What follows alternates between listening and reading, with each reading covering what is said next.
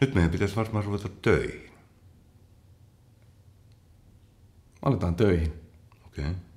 No? Otetaanko masterplanit esille? Yes, otetaan.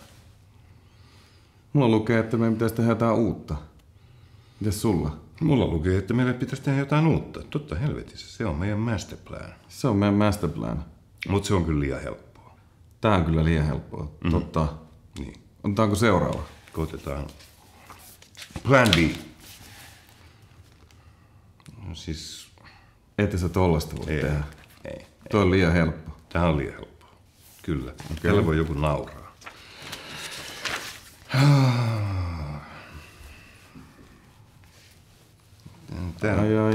Tää on kyllä tehty. Niin on. Tää on tehty. Otetaan toinen. Ei ole hyvä. Jaa. Et tällaista ei voi kyllä tehdä. No niin. No, siis voi tehdä, jos haluaa olla kaupallinen taiteilija. Ei. Tästä mä kyllä tykkään. Ei pöllömpi. Niin. Tää on tarpeeksi yksinkertainen. On, mutta riittävän vaikea. Niin, nimenomaan. Tai osataanko me tehdä tällainen? Ei. Ei. Sehän on koko homman idea. Että tehdään jotain semmoista, mitä kukaan ei ole tehnyt, mitä me ei osata tehdä. Ja jos me ehkä ei edes onnistuta.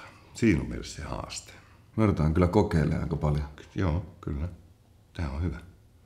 Käydäänkö hommiin? Kyllä. Nyt ruvetaan töihin. Selvä.